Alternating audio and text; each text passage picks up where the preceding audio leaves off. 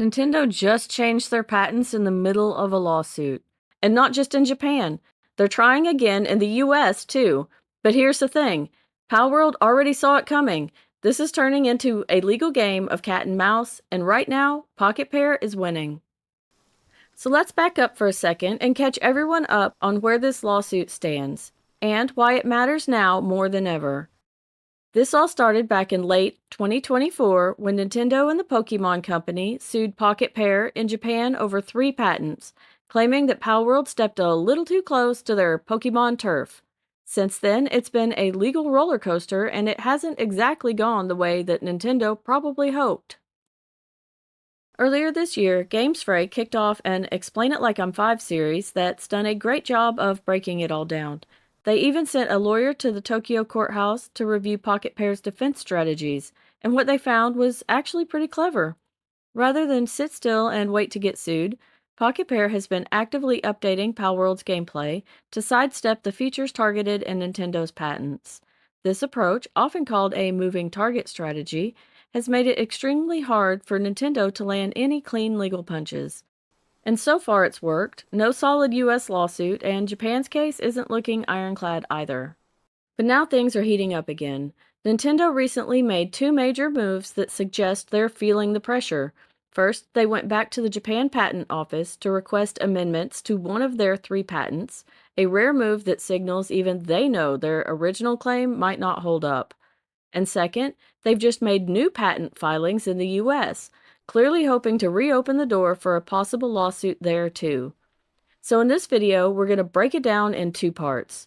First, what Nintendo changed in Japan, why it's unusual, and what it tells us about the current state of their case. Second, their US strategy, what these new claims actually say, how strong or weak they are, and what it means for the future of Palworld. And spoiler alert, if you were hoping for Nintendo to finally land a knockout, it's not looking likely. Let's talk about one of the weirdest turns yet in the Nintendo vs. Palworld lawsuit, and we're going to break it down with some help from GamesFray's Explain It Like I'm 5 series, which honestly deserves a medal for clarity. I'll have a link to that and all my previous videos on this topic in the description. So, Nintendo is asserting 3 Japanese patents against Pocketpair. 2 are about capturing and collecting characters, but today we're just focusing on the third one, the one about the smooth switching between riding creatures. Think going from riding a horse-like creature to jumping onto a flying one without touching the ground. Now here's where it gets messy. Nintendo recently modified that third patent, patent number JP7528390, and in doing so, they added a phrase that has patent lawyers doing double takes. The words "even when" now appear in the official claim. And yes, that might sound small, but in the world of patent law, it's like someone scribbled legal advice in the margins of the contract. Now the whole thing sounds vague and unsure of itself. Normally, patent claims use words like if, when, or upon, precise language that defines specific conditions. But even when is vague, dramatic, and honestly, kind of desperate. Here's a taste of the updated wording, straight from the article. Even when any boarding character other than the aerial boarding character is the currently selected boarding character, and a first operation input is given to when the player character is in the air, the computer causes the aerial boarding character to appear.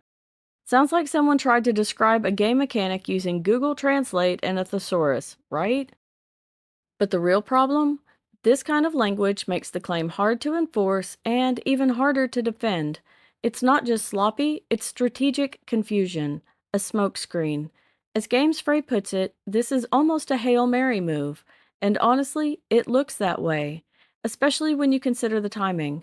Pocketpair has already removed the glider pals from Palworld, and their old footage from June 2021, yes, before Nintendo even filed the original patent in December of 2021, shows they were working on these features well before Nintendo's priority date. And remember, priority date is everything in patent law. You can claim an older date if your newer patent builds off earlier material. So, as its defense, Pocketpair isn't just saying, "We didn't copy you," they're saying, "You didn't invent this to begin with," and they've got the receipts from half of the AAA industry to back it up. In short, Nintendo might be fishing in the primordial soup of their old patents, but they can't catch Palworld unless they prove those features were both unique and theirs first. And that's a stretch. To drive it home, here's a quote from Florian Mueller, founder of GamesFray and a 15-year veteran of patent litigation. He says, "I've been following patent litigation for 15 years and have seen many claims that were amended, but I've never seen even when or even if in a patent claim. It's bizarre." And yeah, it is. But remember, the presiding judge in this case, Moriyuki Nakashima, is extremely experienced in patent law, so chances are he's not buying the smoke and mirrors either. So if you were wondering whether Nintendo just strengthened their case with this amendment, the answer is no. They may have just made it weaker, and that's good news for Palworld and the entire gaming industry. Alright, so let's shift gears and talk about what Nintendo's been up to in the United States. Unlike Japan, they haven't filed a lawsuit here yet, but they've been moving chess pieces around anyway. This is where things start to feel more like a long-running Tom and Jerry cartoon, which, by the way, GamesFray literally compares this to in their latest lawsuit update. So here's the rundown. As reported by GamesFray, on May 10th, Pocketpair made further gameplay changes to Palworld, adjustments that seem to directly respond to Nintendo's patent filings in the US. And guess what? That might have just saved them from an American lawsuit before it even started. Here's why. Back in spring, Nintendo received a notice of allowance from the US Patent Office. That means that their application had passed review and was ready to become a full-fledged patent. All they had to do was file a form and pay a fee. That's it. But instead of sealing the deal, Nintendo waited until the very last moment and then submitted a new set of claims instead. Why? Because they want to keep that patent family alive, which lets them continue editing the language in hopes of hitting future Palworld features as they evolve. Now, to be fair, that's not shady, it's a common patent strategy. If your target keeps changing, like Pocketpair does with their updates, you want to keep one patent application open so you can fine-tune new claims and maybe, just maybe, get something to stick. But here's the problem. According to GamesFray's latest breakdown, the new claims Nintendo filed aren't all that threatening. The wording isn't as bizarre as their Japanese filings, but it's still not great. One phrase stands out: selected based on the selection operation. That's what linguists call a tautological, a fancy way of saying it repeats itself without saying anything new. I call that redundant. Like saying it's chosen because it was chosen. Not super helpful in a court of law. And here's the key takeaway. These new claims don't appear to read on Palworld in its current form. And in patent law, reading on means that a claim matches a feature closely enough to argue infringement. But as of now, Nintendo doesn't seem to have that match. So yeah, it's a classic game of cat and mouse. Nintendo's trying to keep their options open, adjusting patent language in the US, while Pocketpair keeps tweaking Palworld just enough to stay one step ahead.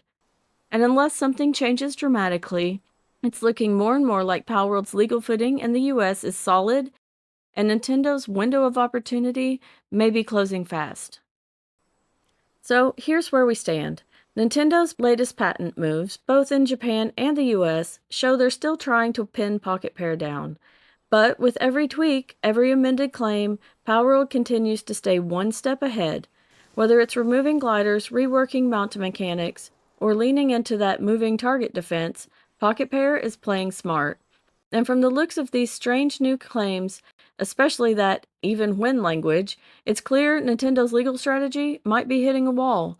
This story is far from over, and as long as Pocketpair keeps making clever changes, we may never see a real US lawsuit materialize at all. What do you think? Are these changes enough to keep Palworld safe? Or do you think Nintendo still has a trick up its sleeve? Let me know in the comments because I read them all. And if you found this breakdown helpful, don't forget to like and subscribe because I've got more updates coming as this legal battle unfolds. If you want to do more to help me keep making these videos, you can become a channel member or patron. That's where the real bosses are. I appreciate each and every one of you, even if all you did was watch. I can't wait to see you in the next one. Until then, thanks for watching and keep on gaming.